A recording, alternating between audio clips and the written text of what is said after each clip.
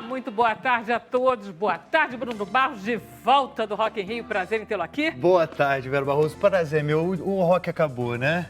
Agora a vida segue normal, mais feliz. Boa tarde, gente. Muito bom. Estamos aqui no Sem Censura e vamos falar de saúde, de Portinari, redes sociais. E vai ter música. Bom, em sua rede social, o publicitário Fábio Santana diz que tem mestrado em humor e doutorado em memes. É isso que a gente vai ver, pois ele tem apenas 22 anos de idade, é um jovem do subúrbio do Rio, que é um dos ícones entre os criadores digitais e transformou um hobby em um grande negócio. A gente vai conhecer a história dele agora. Nós estamos com o professor João Cândido Portinari, que vai nos falar sobre os 40 anos do projeto Portinari, que ele fundou com o objetivo de preservar a história e a obra do seu pai. Você sabia que é importante os meninos irem aos urologistas desde a adolescência?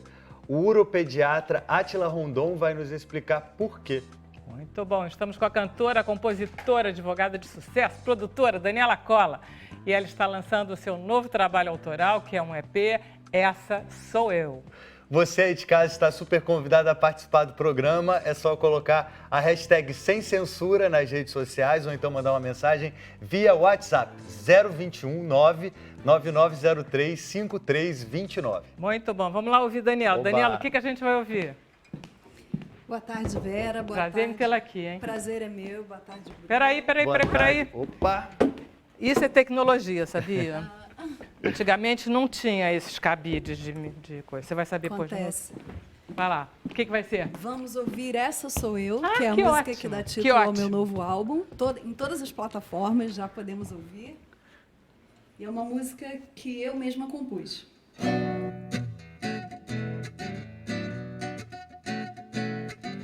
Já te deram meu retrato falado, já te contaram sobre o meu passado, mas prefiro que você saiba por mim.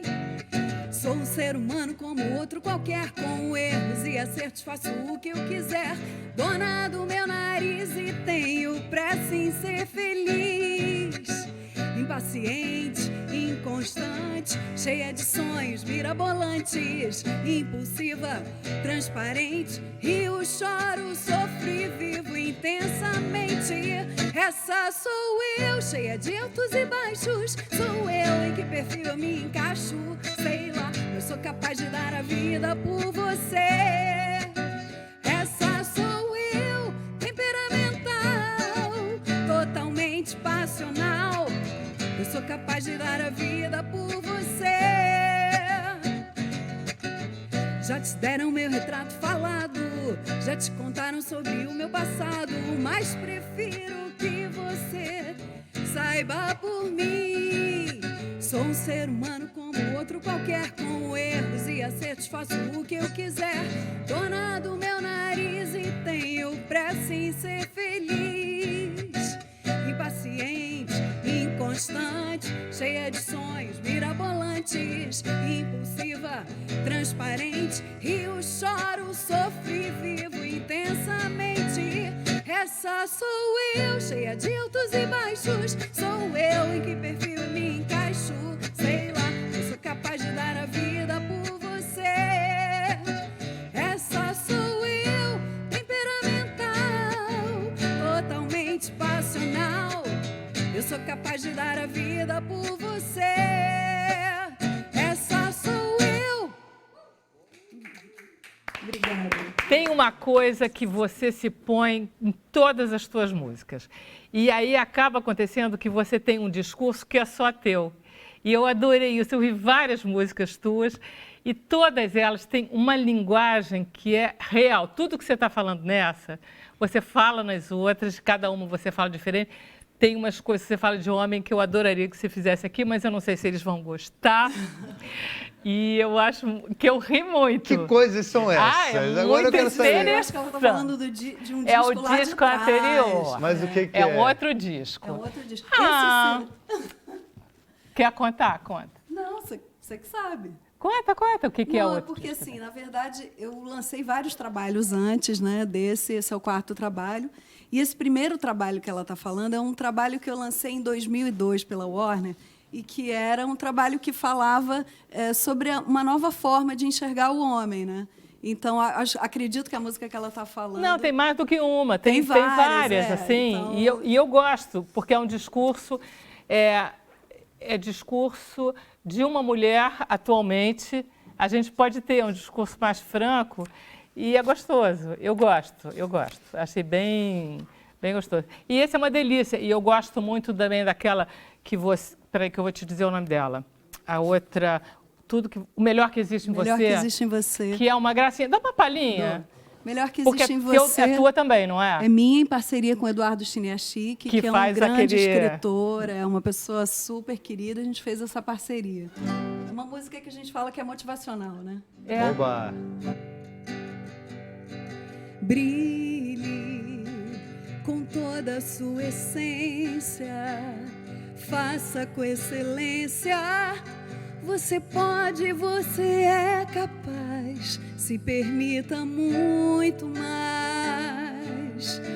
Voe em busca dos seus sonhos, liberte-se dos medos, há lugares novos pra se ir, se permita descobrir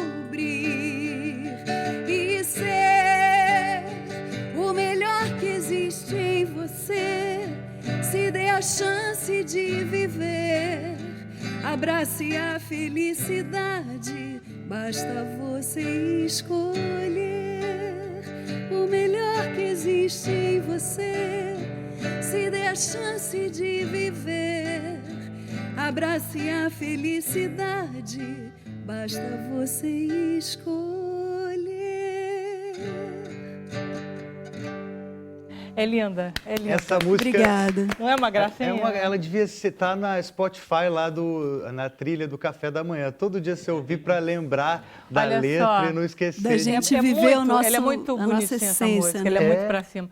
Olha só, essa também tá no EP, não tá? Essa tá no São EP 4. também. São 4 no EP. Essa, O Melhor que Existe em Você. Essa sou eu. Uma que chama Baby Volta Já, que é uma balada. Muito bonitinha. E também uma outra que é de 0 a 10. Não consegui. Não conseguiu ouvir? Não consegui. Não conseguiu ouvir? Essa não. Daniela. Mas tudo bem, depois você mostra. Você vai cantar no final, você vai cantar qual? Vou cantar o Baby Volta Já, que é a música que a gente ótimo, já vi, está muito trabalhando. bonitinho. Você é filha de um grande compositor, Carlos Cola, que é o cara que mais fez as músicas do Roberto, né? Todo mundo que está em casa deve conhecer certamente uma ou duas músicas do seu pai. E é advogada também. Essa coisa de ter um pai compositor famoso ali, ajudou você a puxar o caminho da música também? Então, eu cresci num ambiente musical. Desde pequenininha, eu via os cantores indo lá em casa, escolher música com meu pai. Então, assim, ele foi a minha primeira e grande influência, sem dúvida nenhuma, né? Mas durante vários anos a gente via Marcos Valle compondo com meu pai, Michael Sullivan, enfim, uma série de compositores. Ele tem uma importante. versatilidade, né, seu pai, que ele compõe com os mais variados desde o intérpretes. sertanejo até Roberto Carlos. Falando sério. Xuxa, não teve uma coisa com a Xuxa? Ah, vai fazer. Falando sério. É. Continua. Falando sério. É bem melhor você parar com essas coisas. De olhar pra mim com olhos de promessa, depois sorrir como quem nada quer.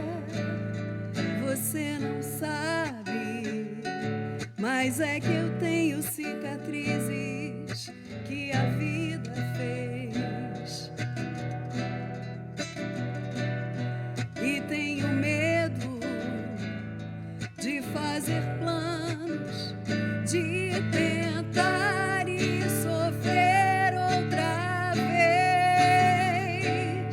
Falando sério, eu não queria ter você por um programa, não, e apenas ser mais uma em tua cama,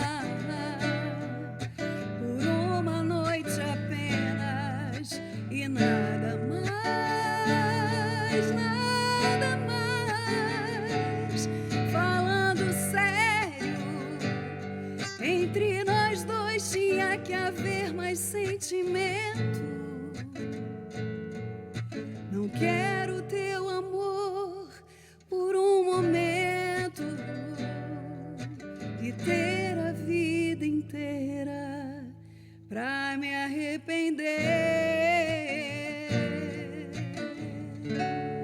Muito lindo, muito lindo. Daniela, olha só, eu estava até pensando isso. Eu digo, você sendo filha do Carlos Cola, quer dizer, é um cara que faz 450 músicas por ano, né? Eu achava que você imediatamente iria te pôr numa escola e você ia estudar música, sair formado da Unirio ou do conservatório, assim, obrigatoriamente. E você toca de ouvido.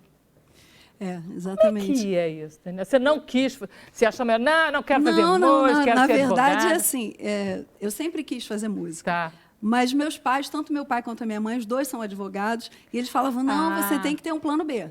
Bobagem, e aí eu falei, minha filha. vou fazer direito. Aí acabei trabalhando com direito autoral ligado à música, e aí faço as duas coisas, né? Você cuida dos direitos do seu pai, não? Sim. Ah, jura? Bacana isso, aí é bem legal. Cuido. Mas, enfim, eu desejo a você uma ótima carreira como advogado, mas eu prefiro que você continue cantando. Ah, obrigada. Então, a gente vai fazer um intervalo rapidinho, a gente volta já, já.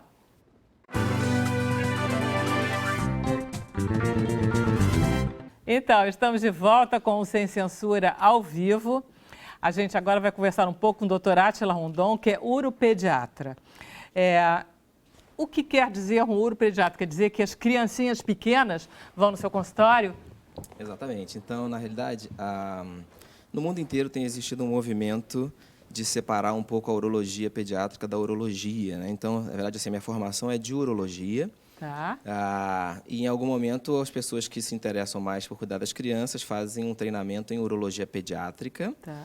E na realidade, nesse campo tem havido tanto conhecimento novo que em alguns lugares do mundo virou uma especialidade à parte, né? Então, a urologia pediátrica no Brasil ainda é feita por urologistas, cirurgiões pediátricos, ainda não é uma especialidade à parte, mas basicamente quem se interessa mais pelo assunto tem se dedicado exclusivamente a isso, porque o conhecimento tem sido tão amplo que você não consegue fazer tudo, né? Então, hoje em dia, eu atendo só crianças, né, adolescentes, e faço, então, urologia pediátrica. Quer dizer, no caso, crianças, elas vão ao seu consultório muito por algum problema que os pais conseguem detectar. Já os adolescentes é um pouco diferente ou não? Sempre a gente vai no seu consultório por indicação de problema e não como uma medida preventiva, como as meninas vão aos ginecologistas. Exato. Então, dentro da urologia pediátrica, principalmente na criança, o que se identifica normalmente é o pediatra que faz avaliações regulares, né? Isso é bem comum, culturalmente já bem aceito, né? E esse pediatra eventualmente identifica alguma coisa de errado com essa criança. Não só meninos, porque o urologista trata de problemas dos rins, da bexiga, que verdade. Meninos e meninas têm, né? E então, em algum momento, esse pediatra pede então que a gente faça uma avaliação. Então, é uma especialidade bem patológica nesse sentido, pouco preventiva. A gente até tenta, em algumas áreas, principalmente na área de desfraude, hábitos miccionais, consumo de água, fazer algum tipo de política de prevenção, né, de promoção de saúde, mas a maioria dos casos são bem patológicos, é alguma doença que a criança é encaminhada para isso. O grande problema é que na adolescência, o que a gente identifica, e não só no Brasil, isso no mundo inteiro, as crianças não são avaliadas por mais ninguém. Então, elas chegam na adolescência, normalmente já ficam grandes, os pediatras já não avaliam mais essa criança, por falta de uma avaliação regular por um médico, eventualmente problemas não são identificados, e essas crianças, mesmo, esses adolescentes agora, né, mesmo com algum problema, eles não conseguem, até a idade adulta, terem algum tipo de cuidado de saúde, de prevenção. Os meninos, e isso daqui eu sou uma defensora dos homens nesse programa, apesar de ser muito feminista, no sentido de que os homens são muito abandonados à sua sorte. Os homens são muito quietos, os homens não falam, ao contrário das mulheres, que, né, a mulher fala logo, não sei o quê. Os homens são muito reservados e os adolescentes, então, ficam abandonados. Frequentemente, a gente já entrevistou vários urologistas sobre próstata, sobre câncer de próstata. A gente pergunta, quando é que o rapaz deve ir ao... depois de 50. Então, sai do pediatra até os 50, esses meninos ficam sem orientação nenhuma. Isso é uma coisa muito doida também, assim, porque eu mesmo, aqui vendo, falar e com informação, eu ainda não fui porque eu acho que foi uma coisa que foi condicionada. Eu nunca fui um urologista. Não sei, você já foi urologista? Nunca também. Por que os homens não vão ao urologista e as mulheres vão todo ano a ginecologista? Então, isso começa culturalmente, primeiro que a menina tem uma demanda da menstruação, né? Então, quando ela começa a menstruar, a mãe naturalmente faz o movimento que ela própria faz, né, de levar a criança, a adolescente, Não é ao natural, não. ginecologista. Não é natural, não, porque é uma coisa que foi adquirida depois. Ok, Porque a menstruação não é vista como nada doença nem patológico. É uma coisa cultural essa Cultural. história. Mas as mulheres estão acostumadas a ir ao ginecologista, e então elas meio que consideram natural levar suas filhas ao ginecologista. Isso. E o que a gente observa, olhando um pouquinho de trás para frente, é que os homens, de forma geral, têm uma série de preconceitos, uma série de tabus em relação à visita ao urologista. E muitas vezes são as e ainda mulheres... nessa fase da adolescência, que é uma fase que você está cheio de dúvidas com relação às coisas sexuais. A mulher tem a ginecologista para fazer uma pergunta, de repente para receber também uma indicação. O homem não, ele tem que lidar com aquilo sozinho, ele não tem ninguém para conversar. Então, mas concluindo o que eu estava dizendo em relação ao olhar de trás para frente, é porque o adulto já não faz isso. Não. Então, o adulto não vai ao urologista, mesmo tendo uma indicação objetiva para prevenção de câncer de próstata, por exemplo, ainda assim ele tem uma série de medos e tabus e preconceitos, e muitas vezes as mulheres levam os seus maridos ao urologista e muitas vezes os salvam de algumas doenças, eventualmente curáveis, por causa de uma questão de preconceito. Então, o que a Sociedade Brasileira de Urologia tem tentado, e na verdade eu aqui represento a Sociedade Brasileira de Urologia, eu sou coordenador do Departamento de Urologia Pediátrica. Maravilha. É uma tentativa de, desde cedo, acostumar que o homem também precisa de cuidados médicos, né? Objetivamente, uma criança, um adolescente que vai a uma consulta do urologista, existe um baixo risco da gente encontrar, eventualmente, uma doença. Mas talvez culturalmente seja importante que o homem, de uma forma geral, se acostume a avaliações de saúde regulares, para que quando ele chegue, então, lá aos 40 anos, 45 anos, ele possa ir naturalmente ao urologista, numa fase talvez mais importante, inclusive, para um câncer muito mais comum, que é o câncer de próstata. Da mesma forma que as mulheres vão aos ginecologistas e simplesmente ali elas conseguem detectar pequenos problemas, um útero mal formado, não sei o quê, os meninos, ao ter um médico avaliando o seu aparelho reprodutor, eles saem desse universo de internet ou de colega e ficam um pouquinho mais humano essa relação mais, deles também com o conhecem sexo. mais o corpo. Exato. Então, isso tem sido bastante surpreendente. Desde que a gente começou esse movimento de tentar trazer os adolescentes para a consulta, né? Esse projeto dentro da Sociedade Brasileira de Urologia se chama Vem Pro Uro, dentro do canal, inclusive, que chama Portal da Urologia, a pessoa pode acessar pela internet, Isso é existe importante. um portaldaurologia.org.br/jovem. Existe lá uma série de informações só para os adolescentes. E o que a gente tem percebido é que, muito mais do que uma questão de diagnósticos, a mais importante é fornecer informações seguras, tem sido muito mais interessante. As dúvidas são, muitas vezes, quase que bobas, assim, né? Mas são dúvidas... Por exemplo, eles perguntam em relação à questão de gravidez. Né? Sexo oral causa gravidez? Tá. Aí você pensa, poxa, o cara está no segundo grau, estudando, biologia ensina isso. Mas talvez seja um tópico tão tabu que eles, às vezes, não ligam a questão prática, né? Ou então precisa da confirmação do médico, ouviu do Talvez. professor, mas quer a confirmação do médico. Por exemplo, masturbação. Masturbação é algo que traz um problema para a saúde, dá espinha, causa aumento da mama, né? Tem uma série de preconceitos que eram da minha infância, que permanecem até hoje, e essas pessoas não têm onde buscar informação segura. Elas, eventualmente, perguntam para um coleguinha, pesquisam na internet sites que não têm uma origem, uma fonte, muitas vezes, segura, né? Nunca conversam com os pais sobre isso. Então, o que se imagina, né, dentro dessa ideia de que os pais poderiam dar informações, o que seria excelente, mas por mais que abertos que os pais sejam à conversa, existe uma certa timidez. É impressionante como os pais não são os interlocutores bons nesse momento. Não. As crianças não gostam dos pais e os pais são inteiramente travados em relação à informação com os filhos. E ainda, até nos pais tem uma coisa, assim, a minha sensação, assim, com as mulheres, eu acho que os pais, tanto o pai ou a mãe, conseguem conversar mais, tem uma proteção. Enganado. Eu tenho essa conversa sensação. nada. Não. Conversa nada. A Vera Conversa nada. Seus pais conversavam com você sobre relação E sexual? pronto, pôs todo mundo no tapete agora. Sempre tudo engessado também.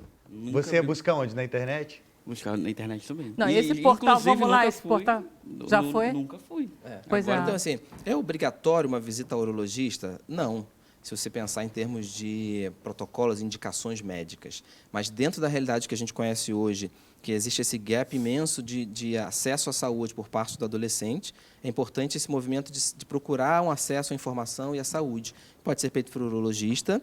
Existe a especialidade de ebiatria, que é um especialista em adolescente. Muita gente não conhece, e não é uma especialidade nova. Nunca tinha ouvido falar. É HE, Ebiatria, vem de Hebe, né? Hebe era uma... Hebe Camargo. Da Hebe, né? Mas que não é da Hebe Camargo.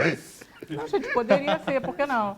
É uma boa memória. Hebe era uma deusa, era uma deusa da juventude. A Hebe, a deusa. A Hebe era uma deusa da deusa. juventude. Então, quando se falava de juventude, né, a ebiatria cuida do adolescente.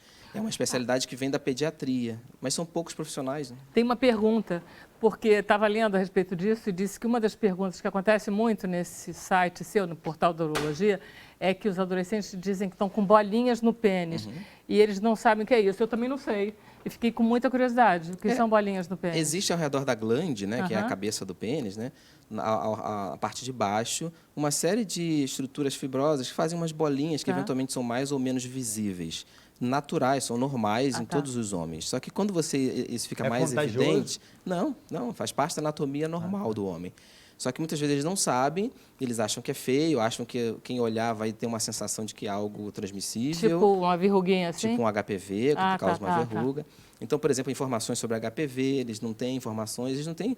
E hoje em dia existe uma tendência a, por exemplo, jovens voltarem a não usar preservativo, que tinha melhorado por causa de uma questão do medo da AIDS, né, do HIV. Era muito visível isso noticiado na televisão, pessoas que morriam de AIDS. Está diminuindo a divulgação disso. As pessoas estão deixando de usar preservativo. Então, isso tem uma importância não só com a questão da doença sexualmente transmissível, mas também com prevenção da gravidez, que a gente tem tentado também incluir na discussão com os meninos, porque as mulheres sempre entram nessa discussão sobre a prevenção da gravidez como se fosse uma responsabilidade só da menina. E não é. Né? Então, os meninos também precisam entender sobre preservação, sobre preservativos, né? e para como evitar a gravidez, e, eventualmente, no momento de uma gravidez, que é muito comum hoje em dia, né, em adolescentes, também assumir suas responsabilidades. Continua comum, né? Então, eu vou pedir aos telespectadores que mandem perguntas para o doutor Átila Rondon, e assim a gente acaba esse assunto avaliando um pouco. Ótimo. Mas o portal da urologia. Isso, .org.br/jovem. Maravilha. Tá bom. Obrigada. Obrigado. Vamos conversar, então, com o João Portinari, que está fazendo 40 anos que ele inventou que ele tinha que trabalhar em prol do pai. Na verdade, o João é um matemático brilhante. E aí eu fiquei me perguntando hoje o seguinte: por que será que você resolveu devotar a sua vida a seu pai e ter um dos resultados de maior sucesso nessa devoção? Não tem ninguém que tenha se devotado à vida de um pai, de um marido, de uma mãe, e o sucesso que você tem. Então, assim, eu fiquei me perguntando, você não é pintor, será que é por isso você está numa coisa paralela? Você é matemático, agora você é filho único, talvez tenha alguma coisa a ver. Será que o Portinari foi um tão bom pai assim que fez você ser tão... Microfone. Talvez... Tá ligado? Tá ligado, tá ligado. Talvez tenha que corrigir com todo carinho, Tá. né? Não, corrija. Uma colocação que eu acho que é equivocada. Eu não comecei esse trabalho em prol do pai. Eu comecei esse trabalho em prol do Brasil. Eu me lembro uma vez... Já imediatamente você vislumbrou que isso era importante? Imediatamente.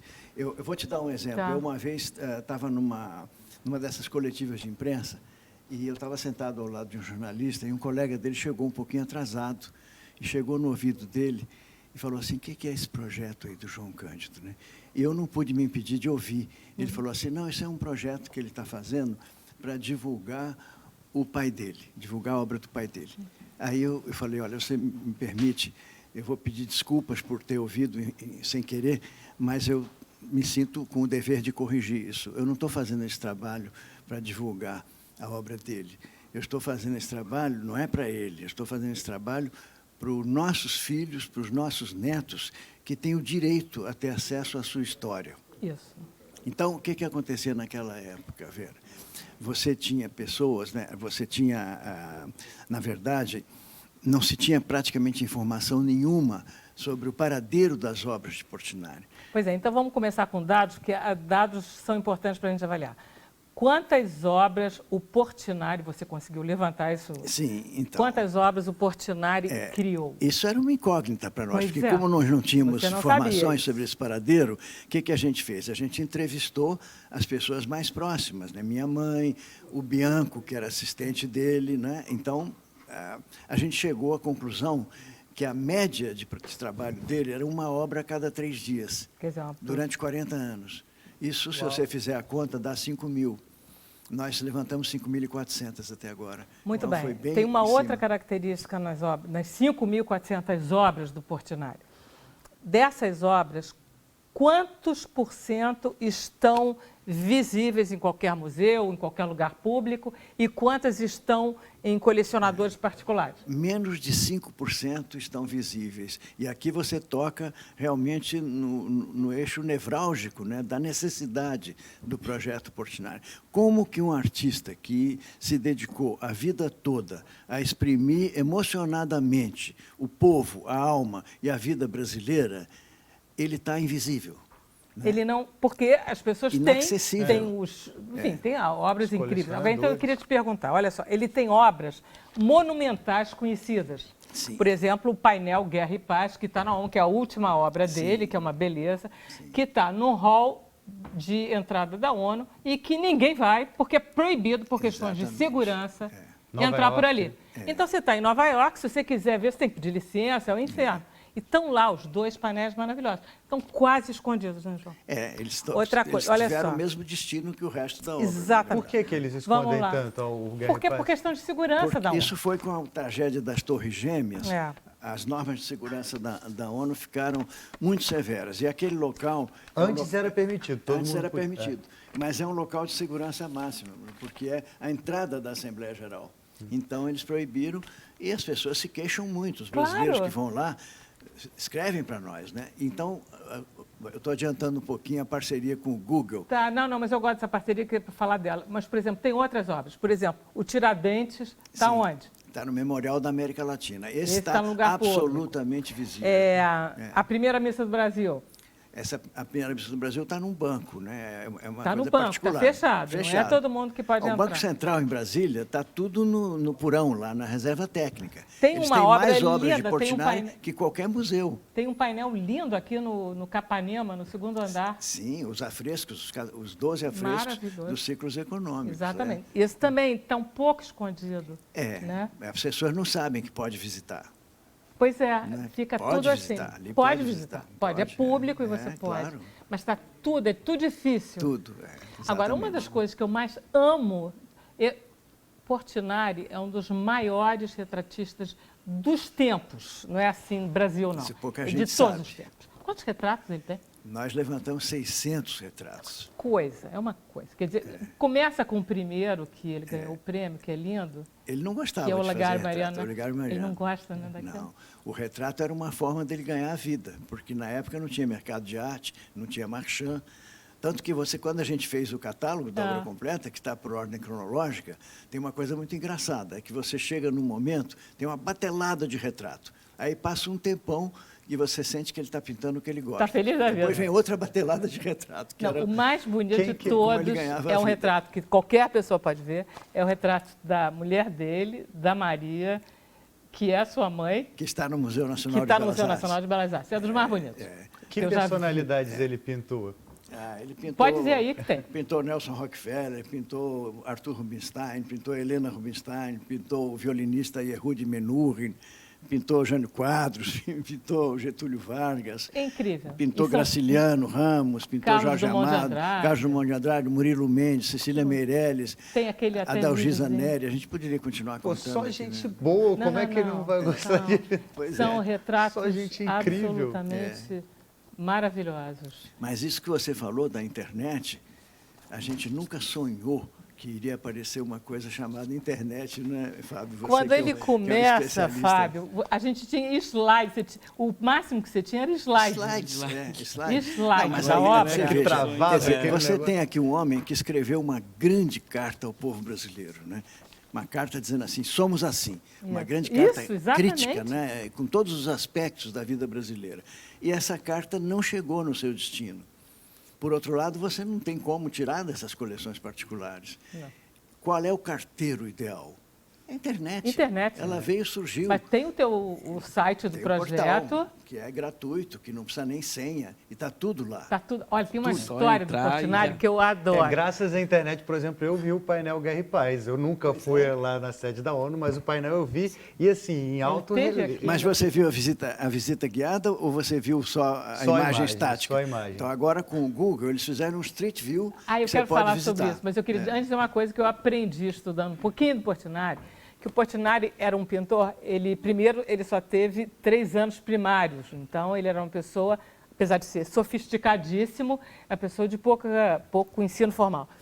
Mas ele eu descobri isso, eu não sabia, que ele acordava de manhã, ele se vestia, punha uma espécie de guarda-pó, um paletózinho branco, e ele pintava painéis enormes, ele não sujava ele não sujava o chão, ele não sujava nada. Ele podia lamber a mesa dele. Era impressionantemente, ele fazia aquelas coisas, era tudo limpo, o chão Era era virginiano, limpo, mas- ele Era limpava, virginiano, Era não? Capricórnio. ele limpava os pincéis, era isso, ele era isso Mas o sabe tempo de onde inteiro, vem né? isso, De Vera? onde vem isso? Isso vem da origem pobre, humilde, da imigração italiana. Meus avós chegaram ao Brasil junto com 1.300.000 italianos para trabalhar nas fazendas de café. Então, a minha avó, uma vez, ela disse assim, filho, cheguei no Brasil com 8 anos, casei com 14 e aprendi a ler com 70. Ela teve 12 filhos, ele foi É o uma segundo barra filho. muito pesada, é uma realidade dura e ele foi ele se forjado. considerava um operário, né? um trabalhador. Ele dizia, comigo não tem esse negócio de inspiração, não. Eu me levanto, me visto e sento no cavalete e trabalho. É bacana, essa Trabalho ideia, até né? não ter mais luz. Né? Quando o Google resolveu fazer uma parceria com vocês, isso é tudo a favor dele.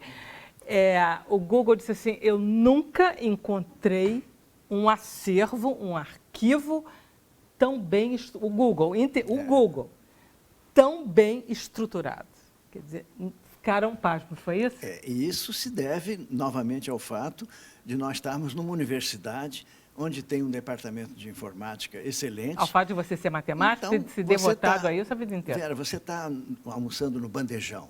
Você senta ao lado de um colega da física. Você conversa. Ele vira para você e diz assim, João, você leu que ontem na revista Science saiu uma matéria sobre compactação de imagens? Isso talvez interesse vocês. Na semana seguinte, a gente estava implementando aqui. Genial. E você sabe quem foi a primeira pessoa que deu imagem digital para o João? Quem foi, João? O INPE. O INPE, Instituto Nacional de Pesquisas que Espaciais. era a única instituição brasileira que trabalhava com imagem digital, que eles recebiam imagens meteorológicas de satélites. Então, o grupo de processamento de imagem lá do INPE... Bom, ali você tinha um aparelho que ocupava uma sala inteira que hoje cabe no iPhone. É genial, é genial. E o João, que você que é tem essa parceria um com o minuto Google? para acabar, porque eu não deixei você falar nada. Então, ó, eu acho que eu tenho uma notícia aqui inédita para dizer, é que a ONU nos empresta novamente Guerra e Paz. Uau, ele vem para cá de novo? Bom, a ideia original é levá-los, né, para Milão, para o Palácio Real em Milão. Uau. Mas eu quero lutar muito para que, na volta, eles passem por aqui e que a gente tenha a oportunidade de levá-los onde eu não consegui levar há uns anos atrás, que é o Nordeste. Ah, que legal. Ah, que Eu quero bacana levar para o seria. Nordeste. Que bacana Então, eu seria. vou lutar para isso, porque a gente levou para Belo Horizonte, para São Paulo, para o Rio, depois para Paris, e não levou ao Nordeste. Entende? Ah, Ô, isso João, e seria o maravilhoso. projeto com o Google, quem está em casa e quer ver, tem um site, tem alguma coisa específica? Tem sim, tem. É muito simples, é só entrar no Google, na janelinha do Google, e botar 2 palavras. Bota Portinari e bota Google. Uma das primeiras coisas que você encontra, está lá, Portinari Pintor do Povo, que é o nome que eles deram a essa coleção, né? Porque o programa chama-se Google Arts and Culture, né? Arte e Cultura, e ele visa disponibilizar grandes acervos dos principais museus do mundo. Mas eles abriram uma exceção, nós não somos museu, né? O Projeto Portinari é pobrinho.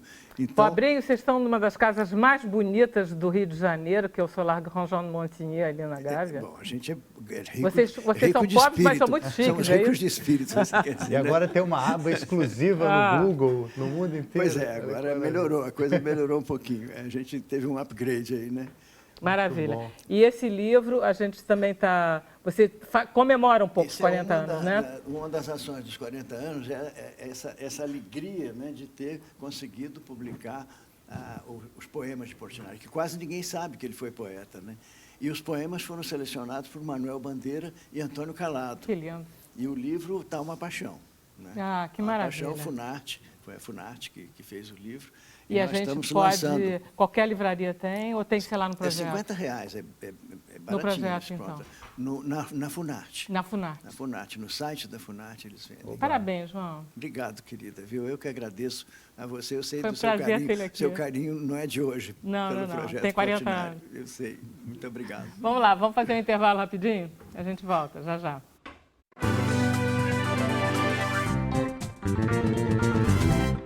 Então, estamos de volta com Sem Censura, ao vivo. Vamos falar com Bruno Barros. Aqui, Vera Barroso, para saber o que você em casa está achando do programa, vamos ver a primeira mensagem? Pode rodar aqui na tela. É o Pedro do Maracanã, Rio de Janeiro. Daniela Cola, tem a quem puxar. Que suavidade de voz e que poesia de letra. Olha aí, Pedro, valeu pelo elogio. Acho que a Daniela ficou feliz. Pode rodar mais uma mensagem. Agora é a Valéria Souza, dizendo que é preciso de mais campanhas sobre exames e tratamentos para os homens nos meios de comunicação, TV, jornal e internet. Legal, Valéria, eu acho importante a gente estar fazendo aqui a nossa parte, espero fazer cada vez mais. E fica aí a dica para as outras emissoras, outros jornais também. Vamos falar de saúde masculina. Por enquanto é isso, Vera Barroso. Daqui a pouco tem mais interatividade. Maravilha. Mas agora eu acho que a gente tem a intervenção de Marília Rigoni. Vai ser uma... Marília vai nos falar um pouquinho sobre esporte, é isso, Flávio? Marília, você está aí? Estou aqui, tá me vendo? Então ótimo. Então vou passar a palavra para você.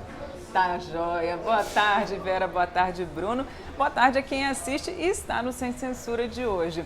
Pois é, eu estou aqui para contar que logo mais às 9h o estádio traz todas as novidades do esporte do Brasil e do mundo. Mas especificamente nessa segunda-feira a gente traz os detalhes da preparação da seleção brasileira, que faz um amistoso contra o Senegal na quarta-feira às 9h lá em Singapura. Pois é, a seleção de Tite está lá se preparando em Singapura e a gente conta todos os detalhes. E também, é claro, a gente vai contar os detalhes do Campeonato Brasileiro, dessa rodada que terminou ontem. E a gente sabe que os flamenguistas estão bem felizes, né? Porque com mais uma vitória, o Flamengo se isolou aí na liderança do campeonato, ainda mais que o vice-líder. O Palmeiras tropeçou, empatou e só somou um pontinho na tabela. Então, o Flamengo está com 52 pontos e o Palmeiras 47. O Flamengo está lá na frente, deixando a torcida bem feliz. Mas dos campos, agora eu vou para as areias, porque a gente também vai mostrar hoje uma reportagem super legal que meu colega Igor Santos está preparando e vai mostrar para a gente sobre a primeira seleção feminina de beach soccer. É isso aí, na onda aí da Copa do Mundo de Futebol Feminino que aconteceu no meio desse ano, a Confederação criou essa primeira seleção que foi apresentada hoje para a imprensa. O Brasil, como a gente já sabe, é referência no beach soccer, no futebol de areia. A gente, no masculino, já tem tem 14 títulos mundiais, imagina só. E agora foi criada essa seleção feminina que já tem data para estrear agora no dia 12 de outubro na Copa do Mundo, nos Jogos de Praia que acontece lá no Catar também, em Doha. Pois é, a gente vai torcer bastante para essas meninas bombarem lá nessa primeira competição. Assim como eu sei que tem um convidado aí que bomba nas redes sociais, né, Vera? Não é o Fábio? Posso fazer uma perguntinha para ele? Sim, pode fazer. Tá certo. Fábio, é verdade que os esportes, competições esportivas, futebol principalmente, rendem bastantes memes? Sempre ali... estão ali, faz alguma besteira, eu tô sempre ali pegando, sempre de olho neles, e é isso aí. Ouviu? Ele disse que realmente é o que mais rende meme, é isso mesmo. É certo, eu imagino. É muita gente engraçada nos esportes, com certeza. É isso, gente. Eu espero vocês às 9 da noite no estádio. Maravilha. Estaremos lá, Marília. Obrigada. E é verdade isso que a Marília falou, porque você estourou, foi nas Olimpíadas. Foi nas Olimpíadas, justamente. Conta aí, como é que foi essa história? Eu queria tanto ter visto isso, caramba. Foi em 2016, estava tendo Olimpíadas no Rio. Aí eu fiz full time, aconteceu alguma coisa, na hora eu criava algum meme e postava. No Instagram. Aí, as pessoas começavam a querer ver por ali de uma forma engraçada, entendeu? Um exemplo de um meme que você criou. Foi o que mais viralizou, foi o do Galvão Bueno. Na verdade, foi até de Tóquio, mas aí eu ressurgi e postei. Ele falando, perdeu, ganhou. Não sei se vocês viram. Não. Então, esse foi o que mais... Foi do Michael Phelps. Michael Né, que ele Phelps. ficou, perdeu. Perdeu. Não, ganhou. Não, perdeu, ganhou. Ganhou. Esse aí. Não foi uma coisa assim? Foi esse aí mesmo. Era muito Aí engraçado você já mesmo. postou isso na página Sou Eu na Vida. Na página Sou Eu na Vida. O que você cria? Na verdade, você cria o Trump cantando eu faço a Despacito? curadoria dos vídeos, que já estão na internet, e que eu faço mais a historinha, a legenda para aquilo. Tem algumas coisas que requer um textinho a mais para dar sentido ao vídeo, entendeu? Então você seleciona e põe o teu molho... É um roteiro, na verdade. E a brincadeira do seu negócio é que esse molho, esse roteiro, faça com que o internauta se identifique e queiram compartilhar isso aquilo, aí. né? Que esse que é o mais legal, que as pessoas falam que se identificam com os vídeos. Por exemplo, eu vi um videozinho no teu, que era o Trump cantando Despacito. Sim. Mas isso não é você que Não, faz. esse não. Esse você pega... peguei a curadoria e postei lá. Tá. Você paga por esses vídeos? Paga para... Então, a gente... É tipo internet... Internet mesmo, eu pego, dou os créditos para quem dá criou, crédito, mas não paga lógico. um Ali fica meio centavo. central já de todos os memes. Eu posto o que eu faço, posto dos outros e tudo ali. Eu vi, em princípio... Dou oportunidade também para outros que estão começando, e eu já estou no nível, né? Aí posto eles, marco eles, ganho muito mais fãs ali, né? Porque hoje, por fica exemplo... uma vitrine. O Sou Eu na Vida tem quantos milhões de seguidores? 8 milhões. Você tem o Dona Hermínia. Dona Hermínia também, que hoje tem 3 milhões. Personagem do Paulo Gustavo. Tem um outro também, que é o Sou Isso dessa tudo época. é Instagram. Tudo no Instagram. Foi abandonado inteiramente o Facebook. Você nem Facebook, cogitou, né? Aquela coisa antiga. O Facebook está meio ultrapassado. Não, gente, todo mundo sabe. Facebook está acho que ninguém acabado. abre, Não é mesmo? Está só acabado. o Instagram, né? está acabado. Facebook é chato. É chato mesmo. Mas quando é que você viu que esse Sou Eu na Vida estava dando certo? Você falou, putz, acho que eu posso ganhar dinheiro aqui. Então, quando eu atingi 100 mil, aí eu falei, nossa... Quantos você já tinha feito? A primeira... Você tem constância? Você Tem posta constância. assim, toda terça-feira, tal hora, que nem canal do YouTube? Não tenho hora, mas todo dia eu tenho que postar, pelo menos... Você posta todo dia? Aqueles todo dia. 8 minutos? Todo dia. Stories. Qual é a diferença entre o Facebook e o Instagram? Qual é a diferença entre o Facebook Eu acho e o que Instagram? agora, Porque eu sou mais meio... o alcance, porque as pessoas estão muito mais no Instagram. O Instagram também acho que é mais completo. Não, mas isso é que eu queria saber. O que você pode fazer no Instagram que você não pode no Facebook, ou vice-versa? Eu acho que dá para fazer as duas coisas. Que agora também o Facebook tem a parte de stories, né? Mas é que as pessoas mesmo não usam tanto os stories lá do Facebook. Então, é mais ficam uma mais no questão de Instagram. usuário, É então. mais a questão do usuário utilizar mais a rede social. O público está mais no Instagram. Está mais no Instagram hoje. Muito O mais. Instagram tem limite também, de tempo? Que nem o Twitter, não? O Instagram tem os stories. Tem são os 15 stories segundos. 15 segundos e agora tem o IGTV também, que vai até... Mas no Instagram você tem amigos, como tem no Facebook? Não. Tem seguidores. Tem seguidores. E tem limite? Não tem limite. No Facebook são 5 mil, né? São 5 mil. E no Instagram Não, no você Instagram pode... são 7 mil. Vocês A gente pode têm seguir até 7 mil pessoas no Instagram. Mas você pode ser seguido por 8 milhões. Deve ser. Vocês têm Instagram do projeto? Temos, mas não colocamos muito foco.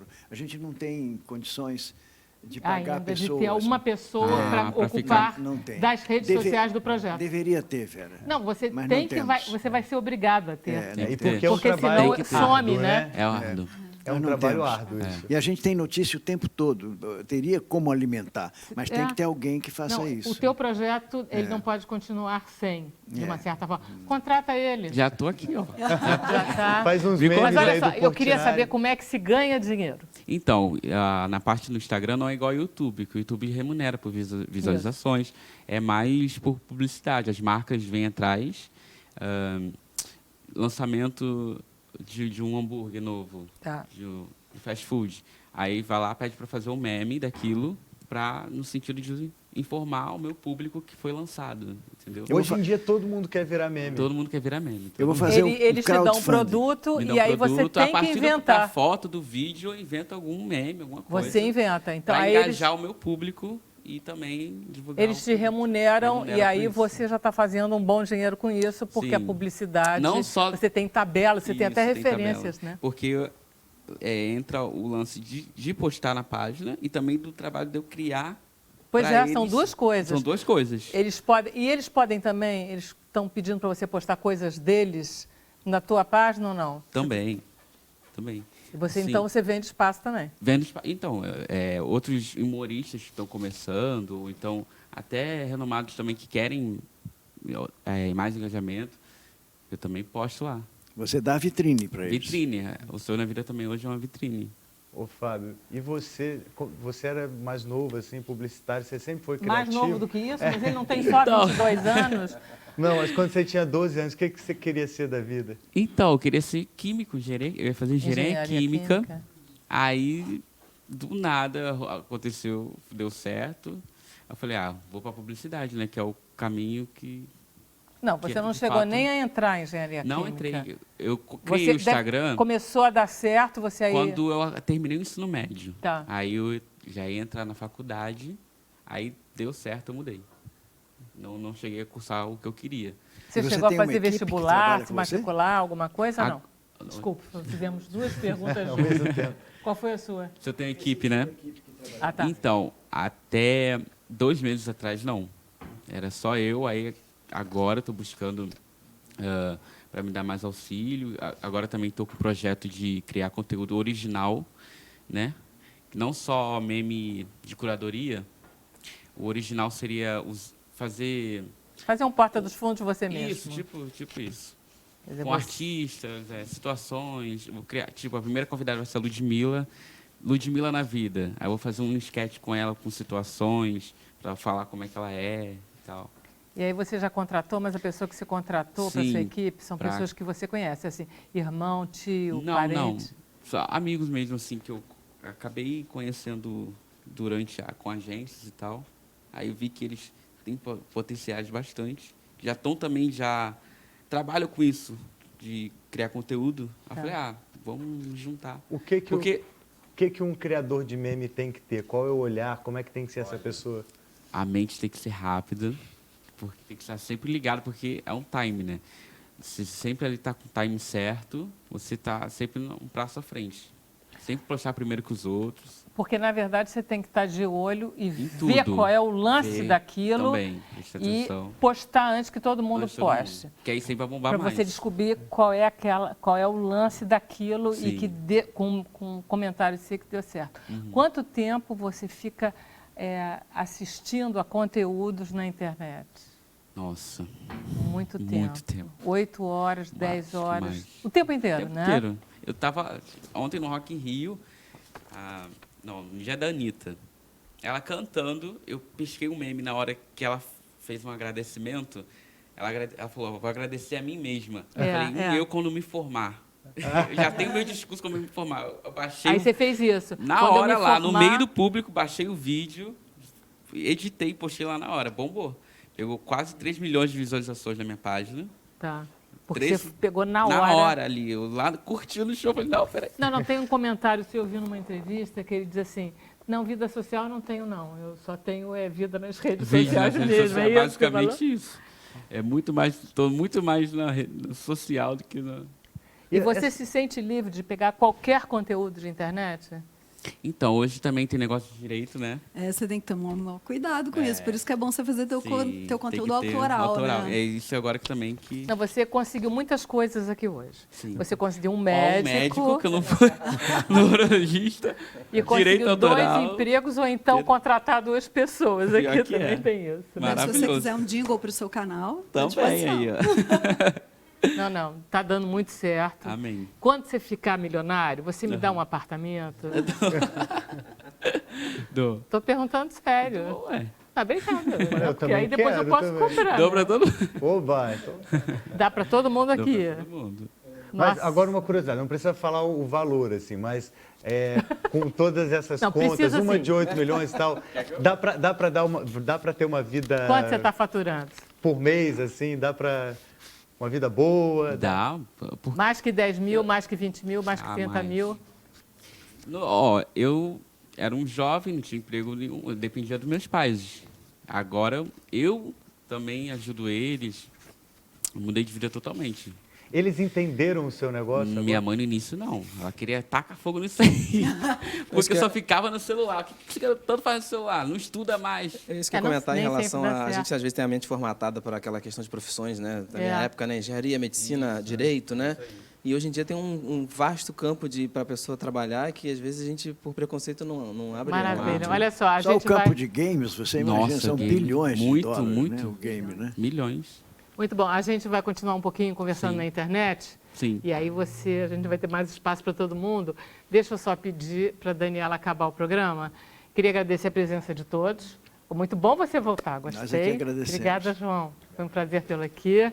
Átila, Fábio, obrigada, Daniela. Obrigada, Vera. A Obrigada, gente- Bruna. Eu queria fazer um agradecimento especial ao teu produtor aí, Bruno, porque o violão simplesmente arrebentou uma corda e ele providenciou outro violão. Gente, Olha aí. Bruno Que Ribeiro, produção the eficiente. best, Poxa, the best. Parabéns, Bruno Parabéns. Ribeiro.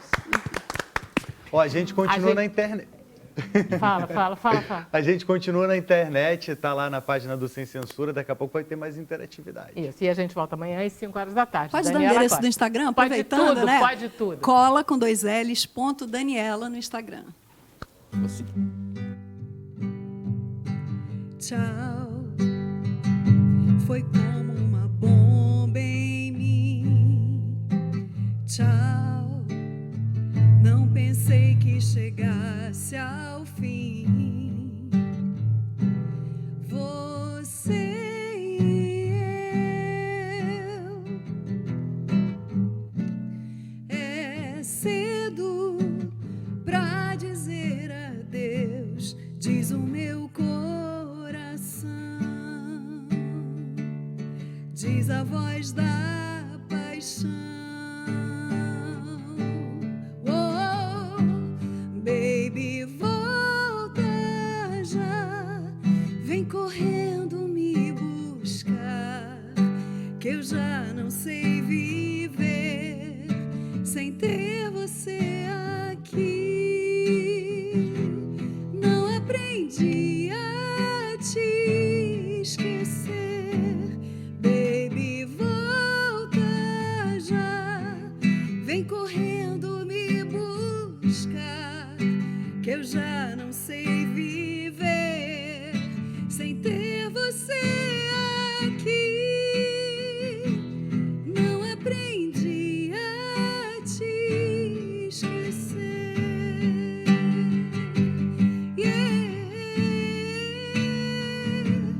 Oh, não aprendi a te esquecer.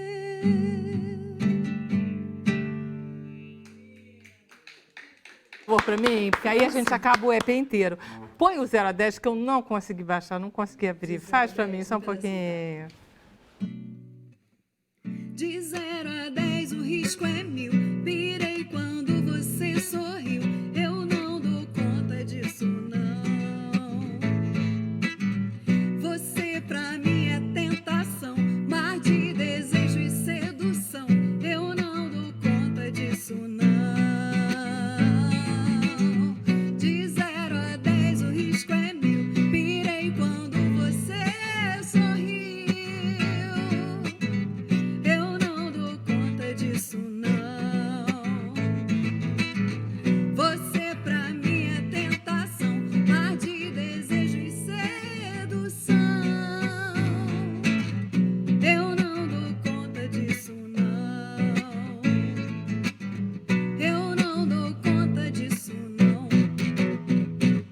Uau! Gente, é uma delícia esse EP mesmo, porque estão 4 coisas muito variadas. Você fez show para lançar? Vamos fazer. Se Deus quiser, em breve a gente está fazendo um show para lançar o EP. A gente primeiro lançou nas plataformas digitais e agora a gente vai fazer o show. As plataformas digitais, como é que a gente faz, Bruno? As melhores casas do streaming. É, exatamente. Porque agora a gente não lança físico, né? A gente lança digital. Não tem nenhum físicozinho? Nenhum. Agora é só digital. Cara, é duro, hein? Não tem nem um livrinho para a gente ler as letras. Não tem. Fica muito difícil. Vamos lá, Bruno, vai ter interatividade? Vamos ver, pode rodar. Põe aí na Fabinho, tela. tem? Tem. É o Marlon, de Pitangui, Minas Gerais. Ele já ouviu falar em ebiatria. Ah, é o negócio do adolescente, do né? adolescente. É necessário ir ao urologista e ao ebiatra ou já basta um na juventude? Então, na realidade, é preciso haver uma avaliação regular de saúde para todos nós, né? O ebiatra ele vai avaliar uma série de outras questões que não necessariamente que o urologista avalia. Então, por exemplo, questões hormonais, questões de crescimento. O geriatra, tem o pediatra, tem o ebiatra. O ebiatra, exatamente. O urologista ele vai estar mais focado nas questões genitais masculinas, né? Ou seja, aquele paciente que deveria ter resolvido, por exemplo, um problema de fimose, que é muito comum, e que se na adolescência não foi resolvido ainda, ele tem que passar por uma cirurgia, senão ele tem um risco aumentado na idade adulta de câncer de pênis. Então, assim... Além do que não consegue não ter relações sexuais muito prazerosas, fica complicado. Eles dão um jeito. Sempre dá um jeito. Desculpa, só que você está falando disso, tem a próxima pergunta do Paulo do Rio de Janeiro. Ele quer saber se agora, com a divulgação do câncer do pênis, o menino não deveria ir logo ao urologista e fazer a circuncisão. E se realmente ajuda na higiene, que dizem que é a causa da doença. Então, a higiene certamente é o principal fator associado ao câncer de pênis, né? Ter ou não o prepúcio não necessariamente tem essa relação. É claro que facilita a higiene. Então, em alguns lugares, por exemplo, alguns países da África ou o nosso Nordeste aqui, não ter o prepúcio é uma medida de saúde preventiva. Tá. Então, isso é uma forma no Nordeste se faz a circuncisão aqui? Porque o nosso Nordeste é endêmico, né? Ou seja, a gente tem câncer de pênis frequente e mantido em altos níveis ao longo da história, nessa região, por causa de uma questão muito associada ao acesso à saúde, né? E naqueles pacientes que têm fimose, você não consegue expor a glande, não consegue limpar mesmo, né? Então, a questão do prepúcio é uma grande discussão em relação à prevenção de doenças, não só o câncer de pênis, mas doenças sexualmente transmissíveis, né? Porque não ter o prepúcio reduz o risco dessas doenças. Agora, ter que fazer essa cirurgia em todo mundo já são outros 500. Os americanos fazem isso, os europeus não concordam. Então, é uma discussão. Mas se reduz outras doenças sexualmente transmissíveis... Mas é uma cirurgiazinha, né? Pois é, mas a questão toda é, você imagine que num país, por exemplo, alguns países da África, em que 1/4 da população tem HIV positivo. Qualquer forma de prevenção de reduzir risco parece ser importante. No nosso meio, o risco de alguma criança no futuro ter uma relação desprotegida com alguém que tem HIV positivo e não está tratando, porque se estiver em tratamento o risco é bem baixíssimo, esse risco é muito pequeno para justificar que a gente faça a cirurgia em todas as crianças, né? Então, em medicina, a gente sempre faz isso, a gente analisa riscos e benefícios. Então, o risco de uma cirurgia não é muito claro para a gente, que é menor do que o risco de não fazer a cirurgia, né? Mas se o pai e a mãe quiser fazer no particular, pode? Pode. Então, assim, eu costumo falar assim para todos os meus pacientes, né? A gente vai a congressos internacionais, fala de doenças complexas, cirurgias super difíceis, e nada dá tanta discussão quanto o tratamento da fimose. Porque, no fundo, não existe dado suficiente para obrigar que todo mundo faça a mesma coisa. Então, os americanos tiram esse prepúcio na maternidade ainda, né? A criança acabou de nascer, no dia seguinte faz. Aqui no nosso meio, a gente tem questões religiosas, né? Os judeus fazem isso bem cedo, muçulmanos também. A gente tem, por exemplo, pais que passaram pela cirurgia, que gostariam que o filho passasse também, e essa é uma possível indicação. Então, na realidade, existem vários aspectos e, normalmente, isso tem que ser apresentado aos pais. Mas é melhor, por exemplo, num caso de ser indicado, você sabe se, quando a criança é pequena, se ela vai precisar fazer, se ela vai sofrer de fimose ou não? Não. Então, assim, metade dos meninos nasce com fimose. É tão comum ter quanto não ter. Quando não tem. Até mais ou menos os 3 anos, 90% passa a expor a cabeça do pênis, a glande, naturalmente. E aí, pronto, aí estaria liberado da necessidade da cirurgia. Que é a opção que os europeus fazem. Então, eles acompanham essas crianças até mais ou menos tirar a fraldinha, que é 2, 3 anos, Se ela permanece sem conseguir expor a glande, então eles fazem algum tipo de tratamento. Agora, é melhor fazer essa cirurgia de fimose, por exemplo, com uma criança de 3, 4, 5 anos ou esperar a adolescência? Certamente antes da adolescência. Porque na adolescência eles têm ereções muito mais fortes. E pode machucar. O pênis é maior, então a gente precisa dar mais pontos, é uma cirurgia maior. Então, se a gente consegue fazer isso antes da adolescência, é melhor.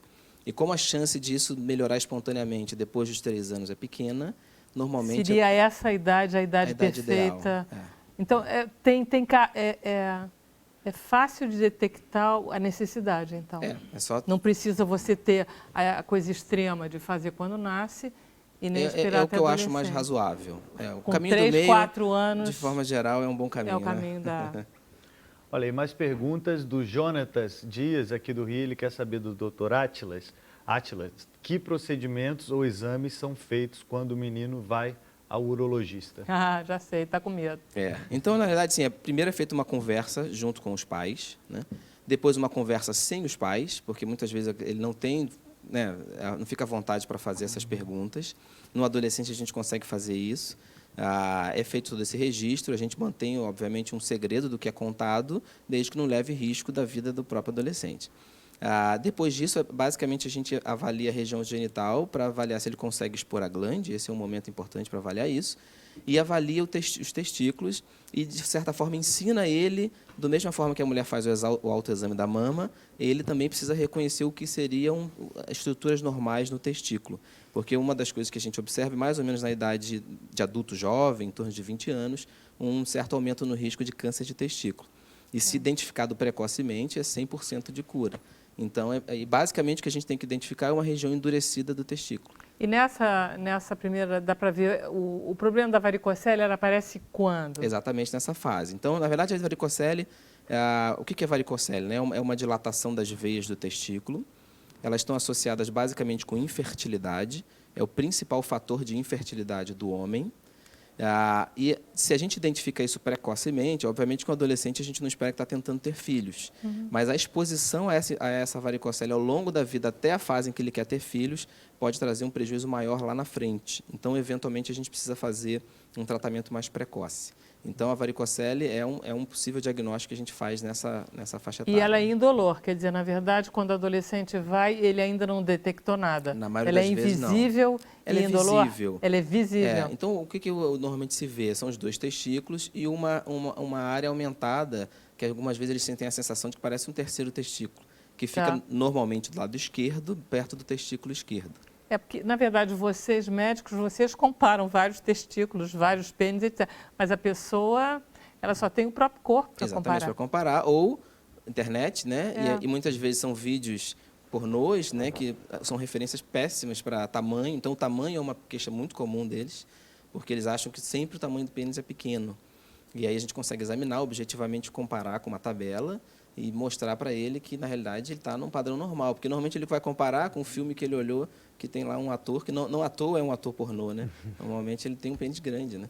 E aí, essa referência... E muitos adolescentes sofrem por causa muito, disso. né? E questão de fertilidade, dá para saber na adolescência se o jovem vai ser Não. fértil, Então, né? assim, na verdade, assim, a gente consegue avaliar basicamente o tamanho testicular, a presença ou não de varicocele, mas o principal exame de fertilidade chama espermograma, é uma avaliação do esperma, que a gente só consegue fazer em adultos, porque o adolescente ainda está num momento de desenvolvimento. Então, pode ser que venha uma alteração no exame só porque ele ainda não está maduro.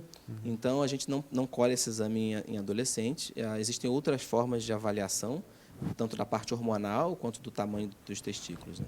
Por exemplo, se a gente tiver com telespectadores nos ouvindo, com filhos, que idade que o senhor recomendaria que um garoto fosse consultar um uropediatra? Assim, porque o pediatra, na verdade, ele vai até 18 anos. Pois é, não vai. Na realidade, muitos têm, quando chegam em torno de 12 anos, isso depende muito... Eles abandonam os pacientes? Não, porque a questão toda, a maioria dos pacientes hoje em dia são atendidos pelo Sistema Único de Saúde. E o protocolo desses ambulatórios, muitas vezes, a criança faz 13 anos, ela não pode mais ser acompanhada lá. Tá. E aí ela fica um pouco no limbo, ela para de fazer qualquer acompanhamento. É preciso haver algum acompanhamento médico, né? É importante, né, que ao longo da vida esse acompanhamento seja feito de alguma forma regular. Então, não tem uma idade. Na realidade, no momento que o pediatra simplesmente disse que, olha, agora não é mais comigo, talvez valesse a pena ou procurar um ebiatra, né? Ou um urologista, né? É isso que a Sociedade Brasileira de Urologia tem tentado fazer, oferecer o urologista como sendo uma pessoa de referência. Maravilha. Bruno. Aí tem a última mensagem, o Aldenir Camaragibe, Pernambuco, João Cândido. Nós nordestinos... Ih, gente, o Rock in Rio aqui está fazendo efeito. Nós nordestinos aguardamos ansiosamente por você. Olha aí, vamos levar o BR Paz. Posso dizer para o Aldenir que a gente vai fazer tudo, vai lutar para isso, mas posso dizer também que eu vou fazer 2 palestras em Pernambuco, terra dele, agora no começo de novembro. Uma em Recife, no dia 7 de novembro, no Instituto Ricardo Brenan. E a outra em Vitória de Santo Antão, que é o sertão pernambucano, no Instituto Histórico e Geográfico lá, que vai ser no dia 5. Então, se você quiser dar o prazer de estar lá, vai ser uma honra para mim. Ô, João, essa ideia de levar a Guerra e Paz para o Nordeste, você já pensou em algum lugar, por exemplo, no Brenan?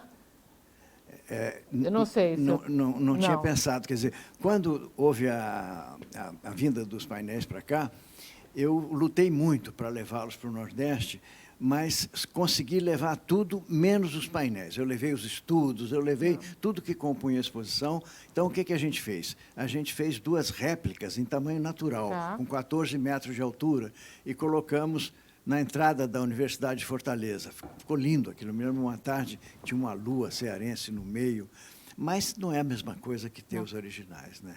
Então, agora eu vou lutar para que a gente possa levar os originais. Mas ainda não tem um lugar... Ainda só tem ideias, né? Que você não vai contar para a gente. A gente tem que contar com apoio político, você sabe como é que são essas coisas, né? Não só tem que procurar a captação de recursos, né? Tudo isso que... Nós temos já a autorização da ONU e temos o convite do Palácio Reale. Falta agora viabilizar financeiramente isso, que normalmente é uma pedreira. Eu sei disso porque nós passamos 6 anos com isso, né?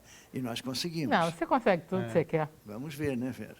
Maravilha. Tem que fazer jogar uma energia mensagem positiva. da Neide para o João também. Ela fala que o programa está espetacular. Quanta coisa que eu não sabia sobre Portinari. Foi um grande brasileiro.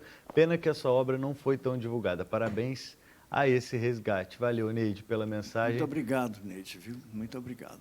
Essa é a ideia, né? Divulgar a obra dele.